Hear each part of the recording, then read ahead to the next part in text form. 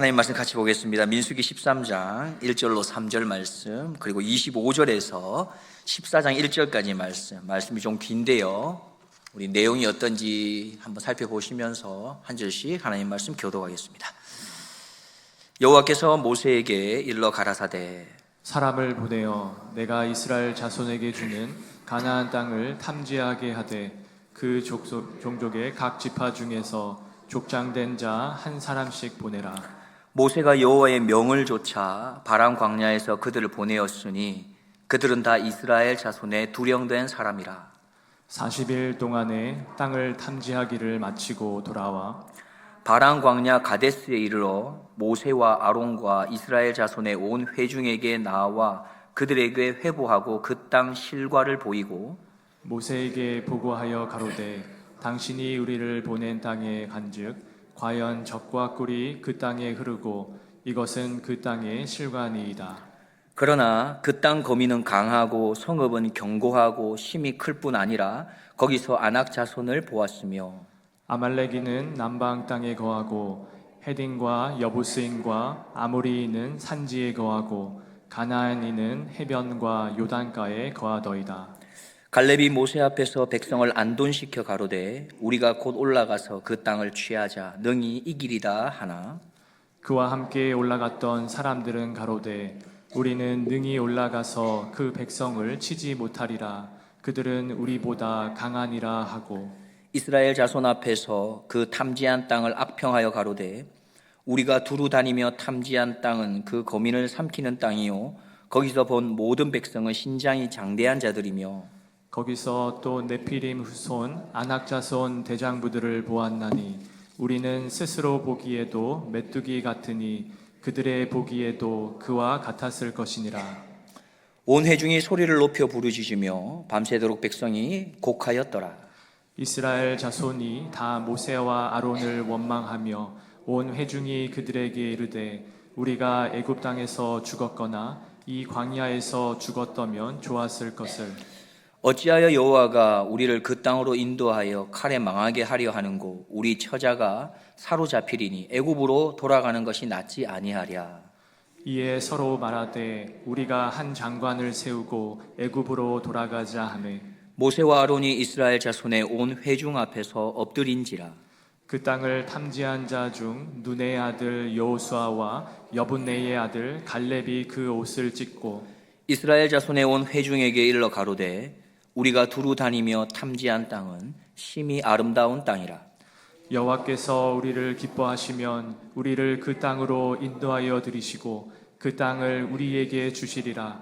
이는 과연 젖과 꿀이 흐르는 땅이니라. 오직 여호와를 거역하지 말라. 또 그 땅 백성을 두려워하지 말라. 그들은 우리 밥이라. 그들의 보호자는 그들에게서 떠났고 여호와는 우리와 함께 하시느니라. 그들을 두려워 말라 하나. 함께 보겠습니다.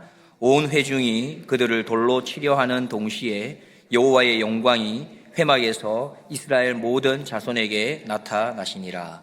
아멘. 수수께끼를 하나 내보겠습니다. 알아맞혀 보십시오. 나는 누구일까요? 나는 사람의 몸에 있습니다. 나는 색깔이 하얀색인데요, 검정색도 조금 있는 것 같습니다. 나를 보면 그 사람의 성격도 보인다고들 합니다. 좀 짐작이 가십니까? 내가 없으면 아무것도 보이지 않습니다. 답은 무엇이겠습니까? 잘하시네요. 정답입니다. 눈은 참 아름다운 것 같습니다. 너무 귀한 것 같아요. 눈이 조금만 불편해도 얼마나 불편한 게 많은지 모릅니다. 그런데 어떻게 보면 이 눈보다도 더 중요한 눈이 또 하나 더 있습니다. 마음의 눈입니다. 다시 말하면 믿음의 눈이라고도 할 수 있습니다. 앞서 말한 것처럼 우리의 눈이 너무 귀중한데 이 눈보다 더 귀중하고 더 가치 있고 더 귀하게 여겨야 될 것이 믿음의 눈이지 않을까 생각이 듭니다. 오늘 우리는 이렇게 중요한 믿음의 눈을 뜨는 것이 얼마나 귀한 일인지 이것에 대해서 함께 살펴보는 시간을 갖고자 합니다. 자, 오늘 본문은요, 이스라엘 백성들이 출애굽한 이후에 광야를 지나서 마침내 가나안 땅을 앞에 두고 가데스 바네아에서 있었던 일을 이야기하고 있습니다. 이 가나안 땅이라는 곳이 어떤 땅입니까? 단순히 지리적인 땅이 아닙니다. 그들의 조상들에게 하나님께서 약속하신 땅이고 아주 특별한 가치가 있는 그런 땅입니다.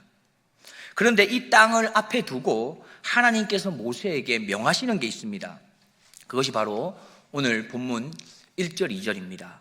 여호와께서 모세에게 일러 가라사대 사람을 보내어 내가 이스라엘 자손에게 주는 가나안 땅을 탐지하게 하되 그 종족의 각 지파 중에서 족장된 자 한 사람씩 보내라 했습니다. 하나님께서는 모세에게 12지파에서 각각 한 사람씩을 뽑아 가나안 땅을 정탐하라고 그렇게 보내라고 하셨어요. 그런데 사실 이 내용이 조금 부족한 부분이 있습니다. 신명기 1장에 보면 하나님께서 직접 명령하시기 전에 이스라엘 백성들이 먼저 정탐에 대해서 요구했다라는 것을 알 수 있습니다. 신명기 1장 21절부터 23절인데요. 우리 같이 한번 보겠습니다. 너희 하나님 여호와께서 이 땅을 너희 앞에 두셨은즉 너희 열조의 하나님 여호와께서 너희에게 이르시되 올라가서 얻으라 두려워 말라 주저하지 말라 한즉. 자, 뭐라고 했습니까? 올라가서 얻어라 두려워하지 말아라 주저하지 말아라 했습니다. 그런데 22절을 보면 같이 보겠습니다. 너희가 다 내 앞으로 나와 말하기를 우리가 사람을 우리 앞서 보내어 우리를 위하여 그 땅을 정탐하고 어느 길로 올라가야 할 것과 어느 성읍으로 들어가야 할 것을 우리에게 회복해 하자 하기에 이렇게 부탁을 하니 하나님이 어떻게 하십니까? 같이요. 내가 그 말을 선히 여겨 너희 중에서 매 지파에 한 사람씩 12를 택하매 이렇게 진행된 것입니다. 결국 먼저 백성들의 간구가 있어서 하나님께서 그 간구를 그러면 내가 허락해 줄게 라고 하신 것입니다. 자, 그럼 여기서 한 가지 질문입니다. 왜 백성들은 가나안 땅에 바로 들어가지 않고 그 땅을 정탐하기를 원했던 것일까요? 그들이 정탐하겠다고 하는 의도가 무엇일까요?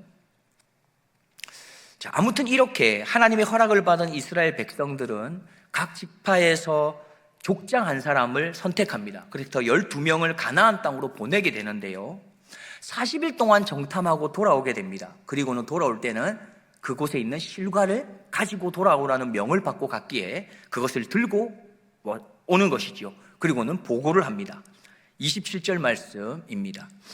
모세에게 보고하여 가로되 당신이 우리에게 보낸 땅에 간즉 과연 젖과 꿀이 그 땅에 흐르고 이것은 그 땅의 실과니이다. 처음에 이 12명의 정탐꾼은요, 가나안 땅이 정말 젖과 꿀이 흐르는 땅입니다 라고 보고를 합니다. 그러면서 열매를 보여주지요. 과연 하나님이 약속한 정말 풍성함이 있는 그런 땅입니다 라고 보여줍니다. 그런데 그 이후에 그들의 보고의 내용이 갈라지기 시작합니다.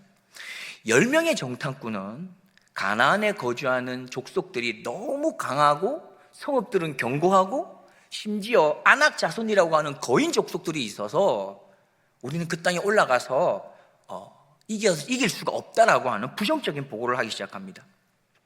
게다가 이렇게까지 말하는데요, 우리가 그들 앞에 서면 뭐 같을 것이다? 메뚜기 같을 겁니다 라고 하며 악평을 쏟아냅니다. 도무지 가능성이 없다라는 것을 보고하고 있는 거죠.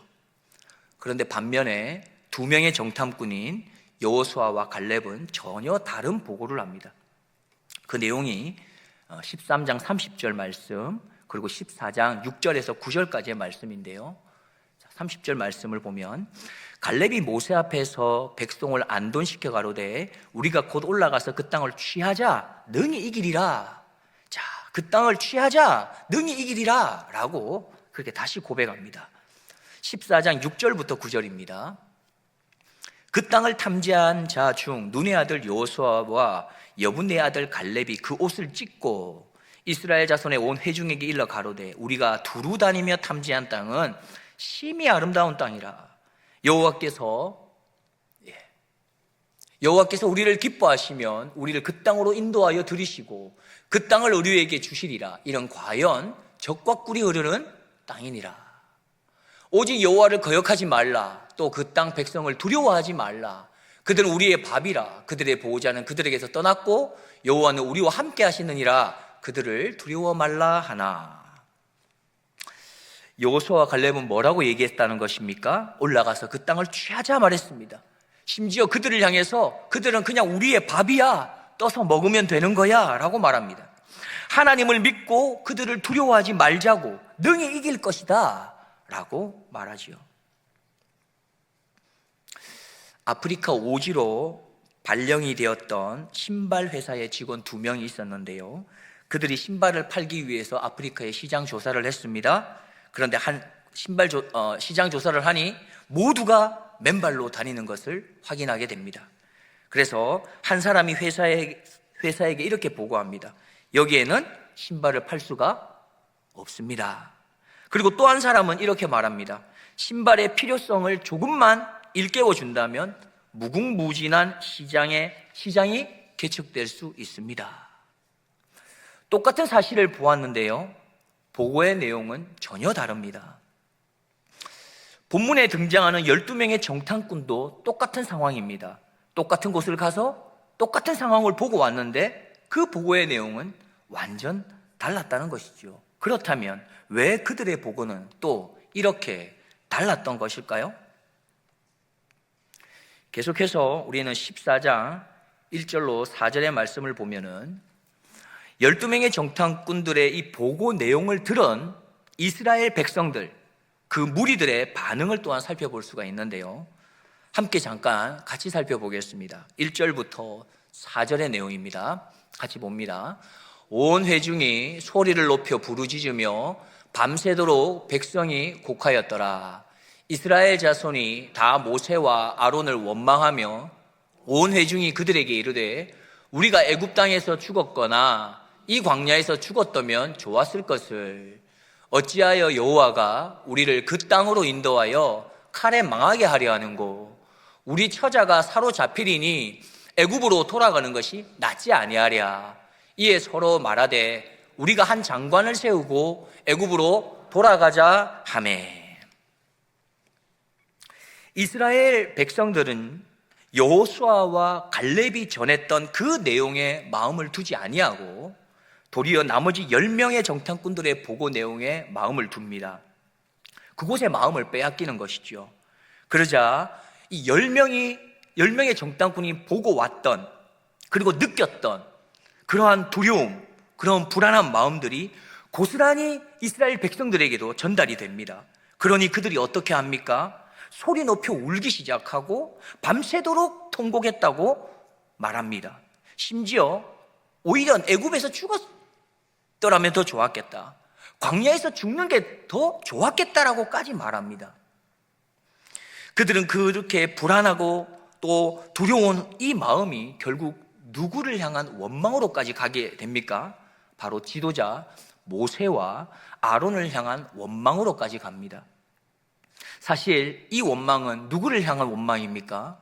하나님을 향한 원망인 것입니다. 우리들은 때로 누구를 향해서 원망하고 있으십니까? 혹은 원망하지 말아야 할 대상을 원망하고 있지는 않으십니까? 혹시 원망의 대상이 하나님께서 세우신 사람은 아닌가요?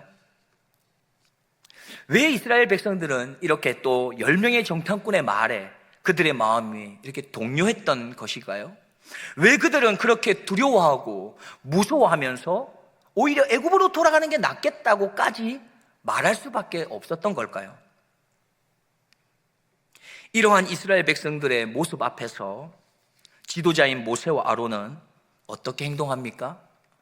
여호수아와 갈렙은 또한 어떻게 행동합니까? 오늘 본문 14장 5절과 6절입니다.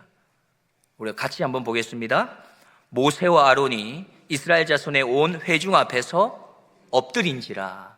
그 땅을 탐지한 자 중 눈의 아들 여호수아와 여분의 아들 갈렙이 그 옷을 찢고.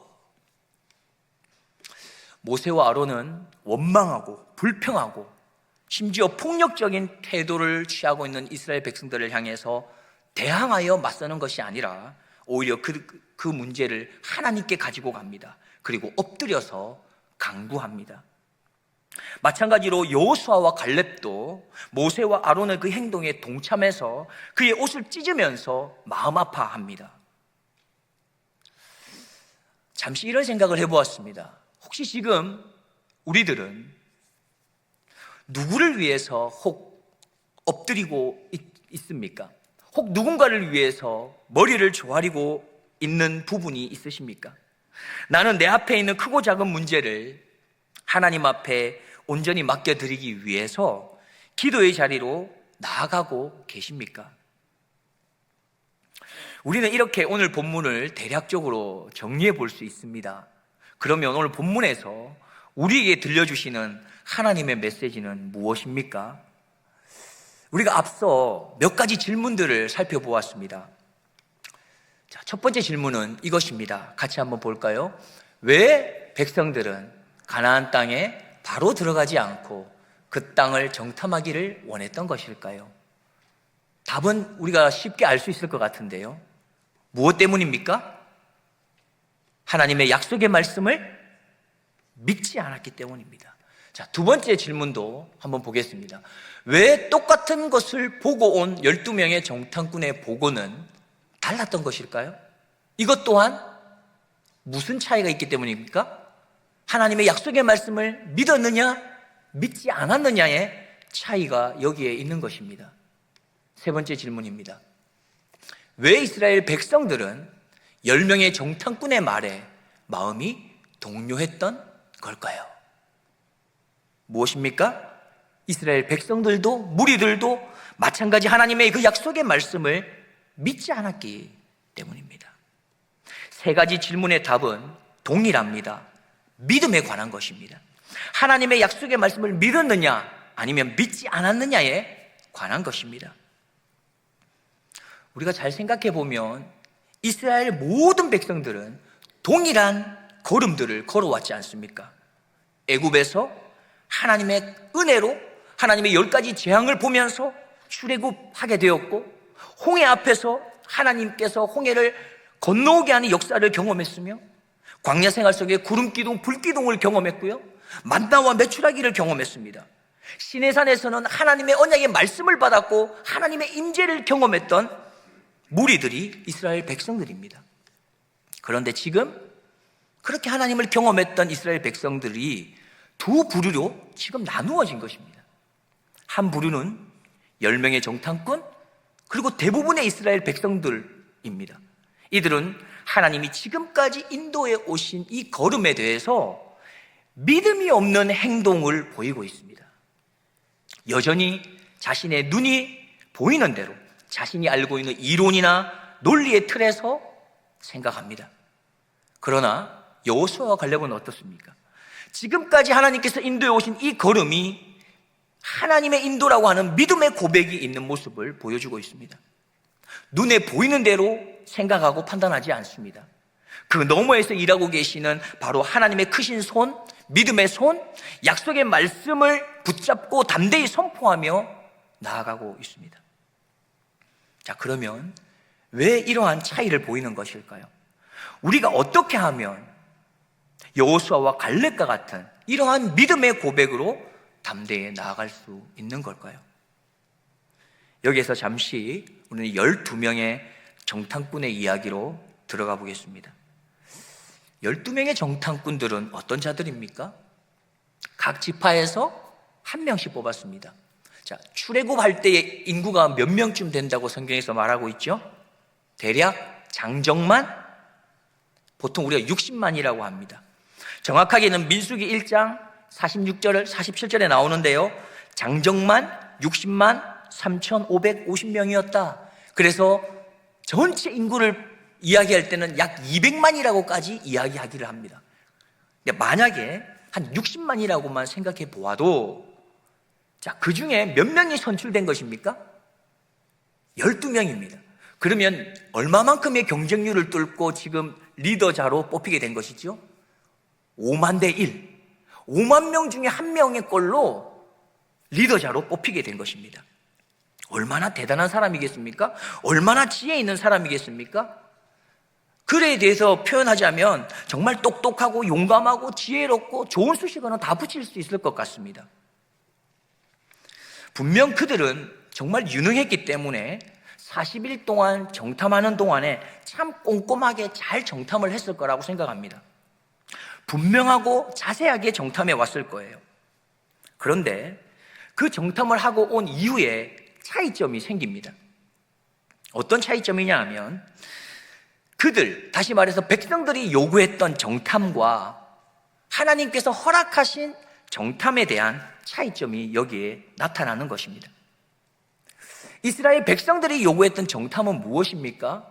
우리가 쉽게 알 수 있는 것처럼 정탐, 즉 다시 말하면 한번 그곳에 가서 살펴본 이후에 우리가 싸워도 될 것인지 확률을 살펴보는 것이죠.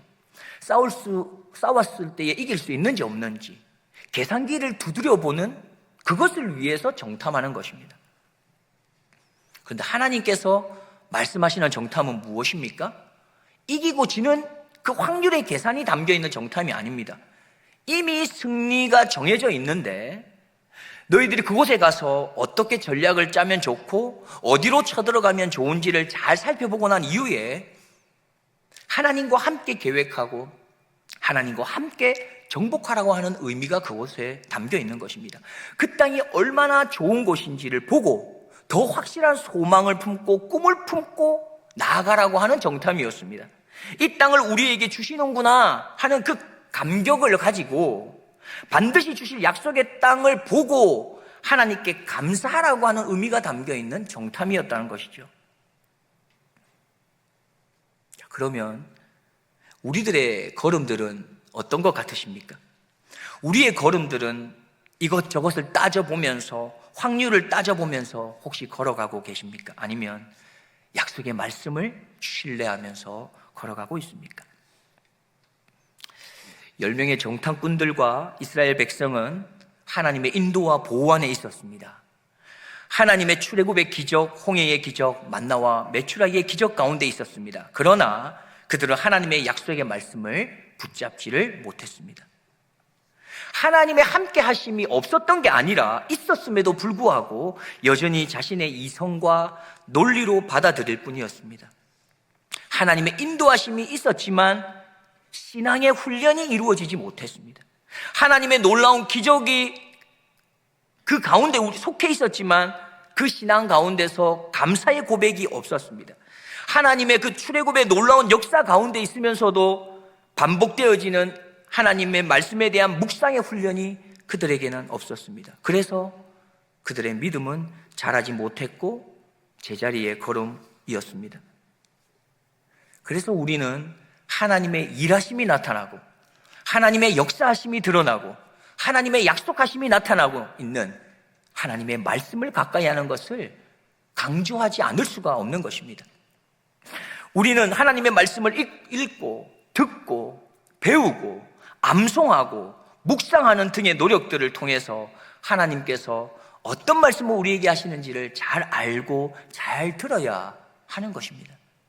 더 중요한 건 무엇입니까? 말씀대로 살아내는 것, 순종하는 것이지요. 그런데 우리 성도님들 다 해보셨을 겁니다. 막상 우리가 순종하려고 하면 그것이 잘 되지가 않습니다. 우리가 말씀을 몰라서 잘 되지 않는 게 아닙니다. 알고 있는 말씀인데 어떻게 생활 속에 실천하고 살아내어야 하는지를 잘 모릅니다. 왜 모르는 걸까요?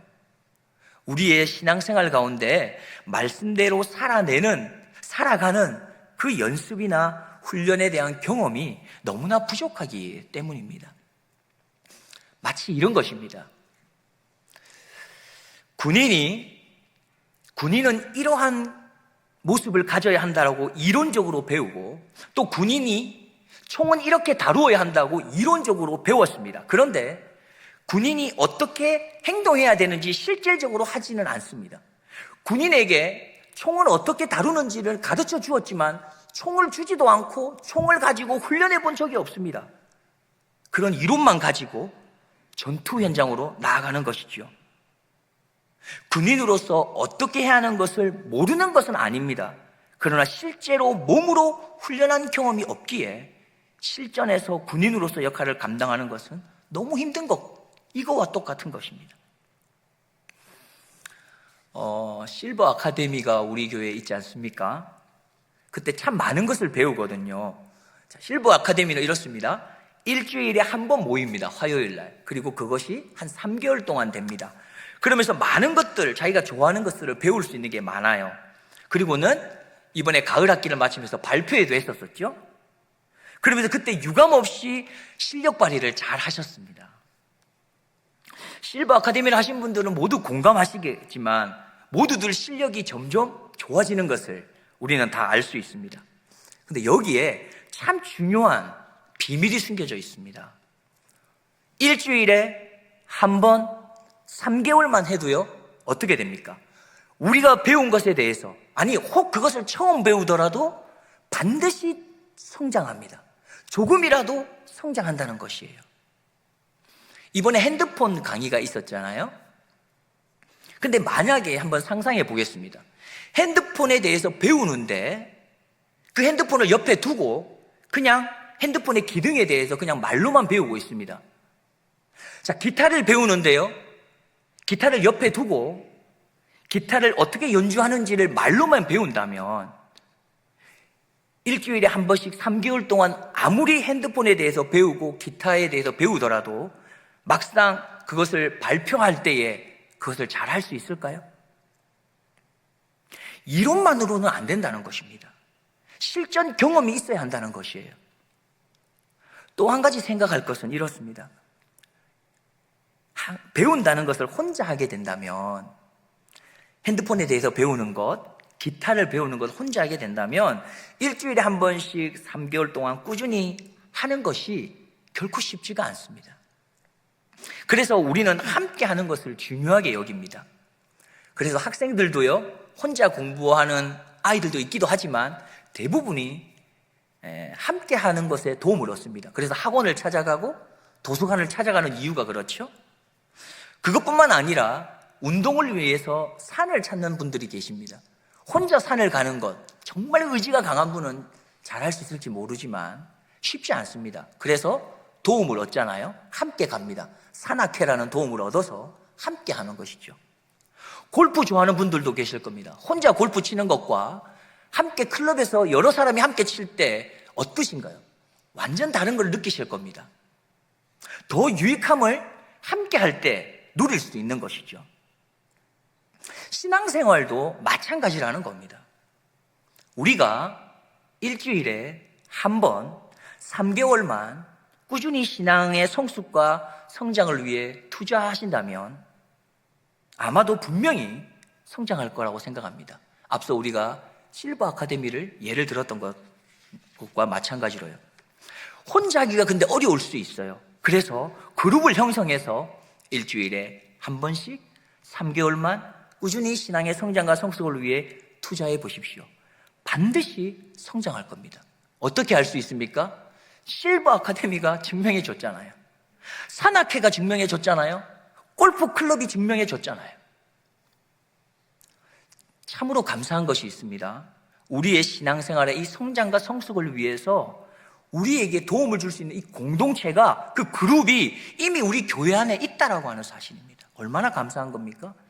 그 그룹이 무엇입니까? 구역 공동체, 선교회 공동체입니다. 그래서 우리는 결단해야 합니다. 우리가 말씀을 그냥 아는 것에 머물러 있어서는 안 되겠구나.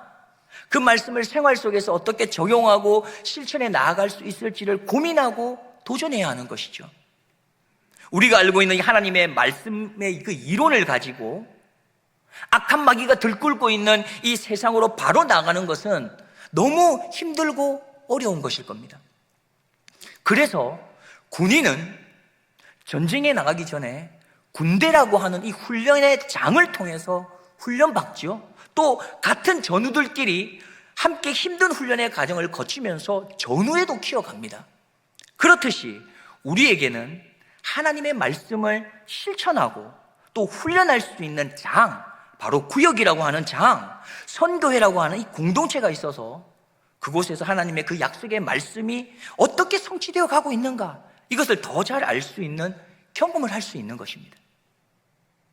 그러면 우리가 이 구역이나 선교회에서 실천해 볼 수 있는 게 뭐가 있겠습니까? 생각하다가 잘 아는 찬양 가사에서 한번 따와 봤습니다. 내가 먼저 손을 내밀면 되는 겁니다. 내가 먼저 용서하면 되는 거예요. 내가 먼저 구역 안에서 웃어주면 됩니다. 내가 먼저 선교회 안에서 섬겨주면 되는 거예요. 구역 안에서 먼저 이해하기를 결단하면 됩니다. 내가 이 사람을 나보다 더 높여주기로 결단하는 것, 이거 그냥 시작하면 되는 것이죠.